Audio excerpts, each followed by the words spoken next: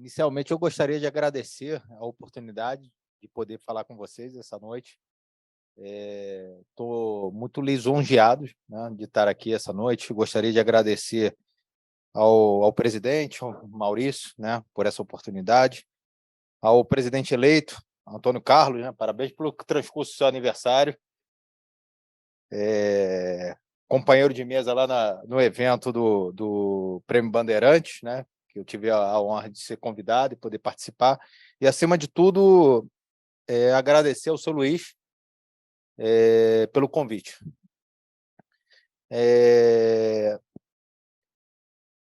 Eu passei minha vida na Marinha, né, 31 anos de carreira, eu sou oficial da reserva hoje, só que quando eu vejo uma homenagem como foi feita agora ao seu Manuel de Oliveira Maia, eu fico realmente emocionado da gente preservar essas tradições no seio da nossa sociedade, né? Porque é isso que justifica a nossa existência como cidadão e como membro de uma comunidade, seja ela de uma comunidade, de uma classe, né, profissional, que no caso é a classe militar, seja aqui o pertencimento a um clube. Então, eu fico realmente emocionado e dá orgulho de ver esse tipo de congraçamento e de reunião que vocês fazem aqui. Então, antes de mais nada, para vocês conhecerem um pouquinho do Rodrigo, como eu falei, eu fiz a minha carreira na Marinha. Então, essa foto aqui em cima, eu estou assumindo o comando do navio, o navio patrulha, que é o guarda-marinha Jansen, e ao lado era o meu irmão, o meu irmão mais novo, que é exatamente no dia que eu assumi o comando do navio. E embaixo, foi um momento que eu fui fazer doutorado de estatística na Inglaterra, e eu estou fazendo a apresentação de um trabalho sobre identificação de terrorista no sistema prisional britânico, e eu fui fazer essa apresentação na House of Commons, né, no Parlamento Britânico. Tá? Então, eu estou falando com o parlamentar britânico diretamente. Atualmente, eu fui para a reserva em 5 de julho de 2021, e atualmente eu lidero toda a vertical de automação, de inteligência artificial da empresa GetNet, que é membro do Grupo Santander. Tá? Eu adoro dedicar meu tempo à parte cultural, muito à arte. Foi por isso que eu botei ali o quadro do Van Gogh, das botas. Adoro comer e beber vinho com a minha esposa, e a gente adora viajar. Minha esposa está ali, naquela figura de cima. A gente estava fazendo um safari, safari que só vê o bichinho, tá? Deixa o bicho vivo. Eu adoro fazer esporte, sempre muito ligado ao mar, então toda a parte de stand-up, vela, windsurf, tudo isso em algum momento já fiz na minha vida. E agora eu dedico muito tempo também à pesquisa científica, pesquisa básica. Adoro formar pessoas novas. Eu tenho vários artigos publicados em revistas científicas de renome, e esse livro ali, eu sou o autor principal, que é o Chain Event Graphs, que é um modelo que, junto com o meu orientador e mais uma colaboradora, é um modelo de inteligência artificial que vem sendo usado mundo afora. Então, esse é um pouquinho da minha pessoa. Agora, para falar de transformação digital, é bom a gente entender qual o contexto que a gente vive. Então, qual o momento hoje de sociedade a gente está como evolução? Então, nós, como sociedades, evoluímos desde uma sociedade que a gente éramos do reino animal, né? Éramos nômades, começamos a desenvolver toda a capacidade pastoreira e depois agrícola. Quando, então, lá, a gente adiantando esse ciclo bem rápido, né? No século XVIII, a gente faz a Revolução Industrial, que começa no Reino Unido. E aí a gente começa a adotar, passa a ser uma sociedade capitalista industrial. Só que em meados da década de 40 para 50, a gente começa a verificar um movimento que é a migração dos empregos e da geração do poder econômico da atividade industrial para o setor terciário, de provisão de bens e serviços, que é exatamente esse gráfico aqui que o Clark fez. Então, aqui é um decrescimento do setor industrial e a linha de verde é o crescimento do setor terciário de bens e serviços. Então, nesse momento que a curva geração econômica de riqueza e de capacidade de emprego do setor terciário supera a da produção do setor industrial, a gente começa a entrar no momento da sociedade pós-industrial ou sociedade informacional. Em alguns livros vocês vão encontrar. Então, esse é o contexto que a gente vive. Que sociedade é essa? Como que se caracteriza essa sociedade? Uma sociedade que caracteriza uma concentração cada vez maior em bens e serviços, um alto nível de automação,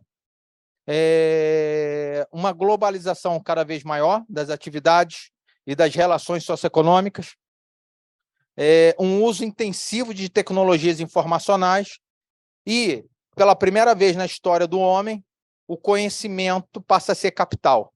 O dado passa a ser tido como o óleo da nossa economia, tá bom? E isso tudo culmina com o conceito de inovação como vetor de crescimento. Então, esse é o contexto que a gente vive e que emoldura, né, o que a gente fala de transformação digital. Então, o que é essa transformação digital que começa a alavancar essa sociedade pós-industrial? É exatamente o conceito das tecnologias digitais para que a gente altere, melhore e crie novos processos, novos produtos e novos serviços. O que a gente chama de tecnologia digital ou tecnologia da informação? Inteligência artificial e automação, que a gente vai discutir um pouquinho aqui. Mas a gente tem também toda a capacidade de cloud, que a gente fala de nuvem, tanto de armazenamento quanto de processamento, tá? São coisas distintas. A capacidade de eu fazer cálculo e a capacidade de armazenar dados são coisas distintas, mas isso tudo já está indo para a nuvem. A tecnologia blockchain, o que é isso? É o que permite toda a parte de moeda digital que a gente está vendo, toda a parte de criptomoedas, que são coisas distintas, criptoativos, então eu posso transformar todos os ativos, inclusive imóveis, por exemplo, em criptoativos, e eu posso vender frações. Além disso, de contratos inteligentes. Então, contratos inteligentes, por exemplo, quem está desde 2019 sendo usado já de maneira assim, bastante inovadora é o BNDES, tá bom? Vem alavancando o uso dessa tecnologia para elaboração de contratos. Porque a criptomoeda mantém toda a rastreabilidade. Então, imagina que você leva isso para os contratos governamentais, você mantém a rastreabilidade daquele contrato, daquela licitação, daquele fornecimento de serviço. Eu começo a reduzir o quê? A capacidade de gerar uma evasão fiscal, uma corrupção, etc. Tá bom? E, por fim, a tecnologia 5G, que é a tecnologia de comunicação. Qual a vantagem dessa tecnologia? Uma das coisas que ela tem maior capacidade, tá? Então, quando eu transmito as coisas via onda eletromagnética, que são o que é o celular, ele tem uma banda. A tecnologia 5G opera numa banda muito maior, então eu tenho capacidade de mandar mais coisas e de forma mais rápida. Essa coisa de mandar mais coisas de forma mais rápida é o que, por exemplo, permite a gente pensar em telemedicina com a capacidade de realizar cirurgia à distância. Então, é o que a gente chama menor latência. A latência é o tempo que entre mandar uma informação de um celular para o outro ou de um hospital para o outro, usando tecnologia 5G, é muito pequena e permite que um paciente, eventualmente numa área remota do Brasil, como, por exemplo, a região do Amazonas ou do Acre, quem já trabalhou nisso sabe que é muito remoto, é difícil conseguir profissionais liberais que vão trabalhar nessa área, mas a gente poderia começar a assistir essa população. com profissionais de grandes centros urbanos como São Paulo, com uma rede médica hospitalar grande, sem ter que fazer com que esse profissional vá para Manaus e adjacências. Tá? O que isso tudo aqui acarreta, né? Tem como impacto na nossa sociedade? No Estado. O Estado hoje tem que começar a rever todos os seus processos democráticos, porque essa tecnologia começa a impactar todo o processo, por exemplo, eleitoral. Como que eu garanto, com todo o processo de digitalização, a transparência de um processo eleitoral, que é preciso? Toda a parte de serviços. Nós, como cidadãos, começamos a demandar o Estado por serviços e que sejam digitais. Né? Ninguém mais quer pegar fila. Todo mundo quer fazer isso acessando o seu app. E aí a gente tem o portal .gov.br, que já começa a unificar toda a parte de serviços. Só que a gente pode estar ainda evoluindo muito mais. Por exemplo, a Marinha, eu conduzi foi a primeira carteira que tinha um chip, a carteira de identidade.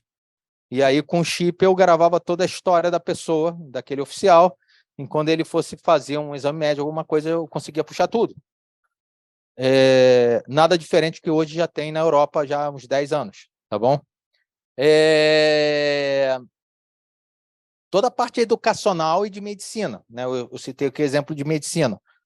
E, principalmente, como eu trabalhei muito tempo em grupos interministeriais para alavancar toda a estrutura jurídico-administrativa, eu acho que o Estado aqui tem um papel essencial exatamente como um vetor para garantir os níveis éticos e a segurança jurídico-administrativa para os agentes da iniciativa privada potencializar essas tecnologias. Então, tem aqui um papel nessa transformação digital ao Estado. Empresa. A empresa começa a usar toda essa transformação digital para prover o quê? Melhor experiência aos seus clientes, garantir uma eficiência operacional, melhorar, facilitar todo o pagamento. Hoje a ideia o cliente deve decidir como pagar, se vai pagar em dinheiro, se vai pagar em cheque, se vai pagar usando cartão de crédito, débito, Pix, seja ou a sua wallet, né, com criptoativo lá. Então, ele tem cada vez mais alternativas e isso ser cada vez menos um atrito para a pessoa, né? A pessoa deve curtir o momento de adquirir o bem e não te pagar aquele bem que adquirir o bem é legal, pagar pelo bem é doloroso. Então, a gente tem que tornar essa experiência fluida. E toda a parte de indústria 4.0, onde a gente tem verdadeiros parques industriais que prescindem da ação humana. Por fim, tem o cidadão. A gente vê a oportunidade, agora tem um risco, porque se ele não tiver a capacitação, ele não consegue emprego nessa nova economia. E aí eu fico muito feliz que eu tive a oportunidade, né, de participar com vocês lá daquela pizza e do evento do Prêmio Bandeirante, onde a gente vê uma intensa atividade social de vocês na preocupação, na requalificação e como recolocar os jovens nossos brasileiros no ambiente de trabalho, exatamente já pensando nesse ambiente de transformação digital que eu vi alguns cursos sendo colocados dentro dessa temática, tá bom? Então, essa requalificação, a gente não pode esperar que seja o Estado só o único promotor, porque ele não vai ter capacidade de fazer isso. E, na verdade, o indutor de toda essa transformação é a iniciativa privada. Ela tem mais agilidade. Então, por que também não usar essa agilidade para a gente requalificar? Porque ela vai precisar dessa mão de obra, falta mão de obra. Agora, eu falei que a gente ia, dentro dessa transformação digital, a gente ia falar de duas tecnologias, né? Automação e inteligência artificial. O que é automação? Automação é simples. É o uso dessa tecnologia da informação para a gente realizar tarefas com o mínimo de interferência humana. É isso. É a gente tirar a ação humana na realização de tarefas. Vantagens. Eu produzo mais e são mais confiáveis. Por quê? A performance do ser humano é afetado, né? Se ele acorda para realizar uma tarefa que é carimbar ou reconhecer um documento, imagina que no dia anterior ele tem que ficar acordado no hospital porque a mãe internou. Não vai ter um nível de erro. Computador não tem isso. O computador ele vai funcionar, ele vai manter aquele mesmo nível de confiabilidade. Agora, tem um desafio. São tecnologias caras e, em termos de escopo, a gente tem que definir por onde vai começar a iniciativa. E não é trivial, né? Quando a gente fala de empresas grandes, às vezes tem áreas que não quer que a gente entre, por causa que não tem muito dinheiro envolvido, tem outras áreas que não querem porque tem amor àquelas pessoas que trabalham, e não conseguem ver que a liberação da mão de obra permite que ela se requalifique e seja recolocada em atividades mais criativas e que potencializam o crescimento profissional, tá? E tem diversos tipos de automação, tá? Tem automação de processos, isso aqui é um processo em cima de compra e licitação, que pode ser feita numa plataforma de fluxo de trabalho. Tem automações comerciais de toda a frente de caixa. Vocês, quando veem o totem do supermercado, normalmente isso já tem integrado com gestão de estoque, por exemplo, emissão de nota fiscal. Toda a parte de automação industrial. As empresas hoje só têm alguns recursos humanos para fazer a manutenção das máquinas e fazer a gestão como um todo do fluxo produtivo. Temos a automação agrícola, verdadeiros maquinários com drones hoje são usados, tudo controlado por um tablet. Então, verdadeiros campos que hoje não tem um trabalhador rural, mas precisando ser exposto, por exemplo, os defensivos, os agrotóxicos, toda a parte que precisa ser colocado, e a gente começa a poupar os nossos trabalhadores disso. E, por fim, a automação de pagamentos, né? Que é a empresa que eu trabalho, onde a gente começa a ter split de pagamento, toda a parte de conciliação financeira, a trazer, embarcar dentro de um mesmo máquina, toda a parte de vendas, produtos ali que o cliente pode escolher, né? Hoje, por exemplo, você vai numa Centauros, você não precisa mais ir no caixa, você paga ali. Ele faz a seleção do produto e fala para você pagar. Agora, essa automação pode ser potencializada por o que a gente chama de inteligência artificial. Esse aqui é o slide que eu fiquei pensando se eu ia botar ou não, mas eu acho que vale a pena. Então, o que é inteligência artificial? Inteligência artificial, na verdade, é que nem uma criança. A criança, quando nasce, a gente precisa ensinar para ela se tornar um adulto, né? E a inteligência artificial é isso.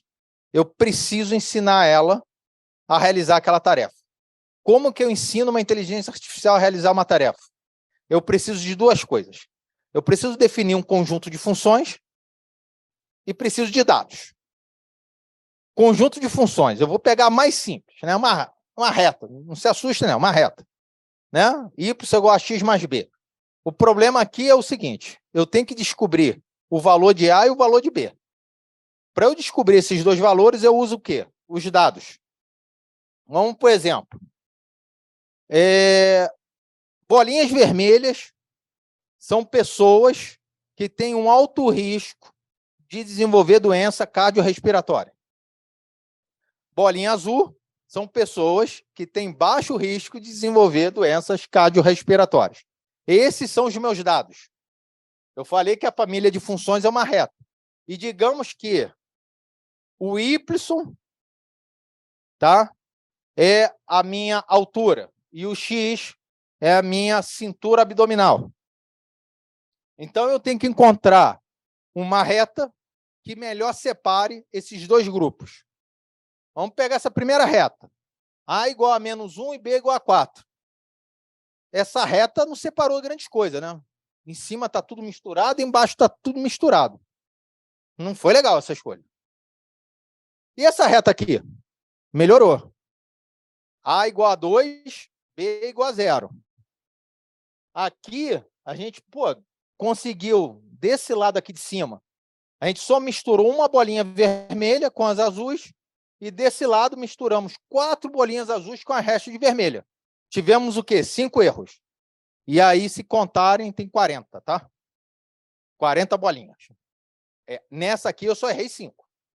E agora, se eu escolher essa reta? É a melhor reta, tá? A igual a 2 e B igual a menos 2. O que acontece? Eu consigo separar todos os vermelhos e todos os azuis, só que eu tenho aqui um erro aqui em cima de 4 bolinhas vermelhas. Então, essa aqui é a melhor reta, nesse caso. Então, como reta, eu só consigo errar em 4. É o mínimo erro que eu consigo chegar. Então, esse seria a reta que eu usaria para identificar pacientes com baixo risco e alto risco, sabendo que eu ia ter um erro de 10%, porque são 4 em 40. Tá bom? E é assim que funciona. Qual a brincadeira? É que essas funções agora passam a ter milhões de parâmetros A e B, não são só 2, e os meus dados são na ordem de bilhões. E é isso que é inteligência artificial. Como uma criança, depois que ela aprendeu, ela fica feliz. E você pode usar ela e empregar ela para casos reais. É isso que é inteligência artificial, de uma maneira muito simples. E por que usar a inteligência artificial? A gente pode usar para capacidades cognitivas. O que são capacidades cognitivas? Eu posso usar ela para, se eu quiser, desenvolver a capacidade de fala. Nunca falaram com uma inteligência artificial? Tenho certeza que sim. Telefona para o banco, tem lá um chatbot. Eu tenho uma outra capacidade cognitiva que eu posso usar, é a visão. Então, visão é o quê? Hoje, os bancos, todas as indústrias em geral, eles recebem um documento, eu consigo digitalizar esse documento e pegar as informações que são mais relevantes ao meu processo. Você não precisa mais digitar. Eu só entrego o documento, ele escaneia, lê, ele já vê qual o nome, qual a cidade, qual... Isso a gente, às vezes, submete, por exemplo, cartão de crédito, né? Eles falam, põe aqui, tira foto. Aí ele já pega o número do cartão, né? Não precisa mais digitar nada. Essa é uma capacidade cognitiva, é a visão. Tem a capacidade de leitura, de texto, e de conversar e escrever. Um que está na moda agora é o ChatGPT. Então, isso são capacidades cognitivas. Eu posso usar, por exemplo, a inteligência artificial para predizer um futuro, um evento futuro. Por exemplo, esse que eu falei. Né? Eu treinei lá aquela minha inteligência artificial e depois eu posso usar aquela reta para começar a predizer um novo paciente que entrar, se ele tem um baixo risco ou um alto risco de desenvolver doença cardiorrespiratória. Muito usado para marketing e campanha na televisão, segmentação. Então, aonde que eu vou botar um comercial, como que eu vou dirigir o comercial, eu segmento a minha população. Posso ser utilizado para decisão. Aí eu vou dar um exemplo da minha carreira. A gente usa muito isso no meio militar, por exemplo, em sistemas de autodefesa. Então, eu tenho alguns armamentos que eu posso setar para atuar automaticamente e que ele vai tomar a decisão de disparar um armamento de acordo com o perfil do que ele considera um alvo, de forma automática, sem nenhuma interferência humana. Tá bom? E isso tem aplicações em diversas áreas da sociedade. Tá? E, por fim, isso aqui não é... Tem muito mais, tá? Isso aqui são alguns exemplos. O que a gente chama a próxima melhor oferta. Tenho certeza que vocês já viram isso aqui. Por exemplo, quando entram na Amazon, na Magazine Luiza, Mercado Pago, você já recebe um pop-up falando: vocês não querem comprar um filtro que deve estar acabando né, o seu filtro de água? Achei interessante comprar esse livro. Então, isso está sendo utilizado em inteligência artificial para te fazer uma oferta uma proposta de produto ou serviço.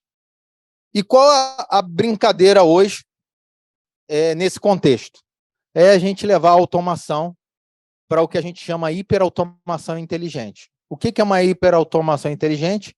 É quando eu conjugo várias daquelas capacidades de automação que eu falei e joga ainda em cima uma camada de inteligência artificial. Exemplo, digamos que a gente tem uma loja de departamento grande, todo mundo quando chega na lógica perde o sinal 4G. Qual a primeira coisa que o jovem faz hoje? Tenta Wi-Fi, né? Aí a gente tem lá no Wi-Fi, se aceita as condições. Aí aceitou as condições, quer dizer que eu posso começar a pegar o IP daquele celular, linkar ele à minha base, reconhecer o perfil daquele consumidor, e falar para ele o quê? Usar aquela capacidade que eu acabei de falar, fazer uma melhor oferta para ele. Olha, você chegou na minha loja, bem-vindo. Acho que você veio hoje procurar aqui uma camisa para sair à noite, porque hoje é sexta-feira, e você acabou de ganhar 20% de desconto. O rapaz que só estava lá passando, falou, pô, 20%, vou para a noitada hoje, né? Vou sair com a minha namorada, vou comprar essa camisa. Ele não estava precisando, mas pô, 20%. Aí eu não quero deixar ele nem... Pô, não deixa refletir não, né? O comerciante não pode perder a oportunidade. Ele vai lá no caixa, ele não tem que falar com ninguém, ele já tem ali o dispositivo, está automatizado, ele passa no descanso, já vê o valor, na hora de pagar ele fala assim, poxa, eu não trouxe dinheiro, mas ele se lembra que tem no celular a wallet, e aí ele já paga na maquininha. A outra automação, ó. E a automação comercial, automação de pagamentos. No final, o quê? A experiência dele como consumidor é o quê? Ele só aproveitou o momento, ele só consegue pensar na camisa que vai usar à noite. Para ele, o resto, tudo foi um detalhe. É o que a gente chama de uma experiência fluida dentro de uma loja. E aí é o que a gente tem, esse conceito de hiperautomação inteligente, onde eu conjugo várias tecnologias para atingir um propósito. Nesse caso aqui, maximizar a experiência desse cliente e maximizar as nossas vendas. Tá bom? É isso. Obrigado.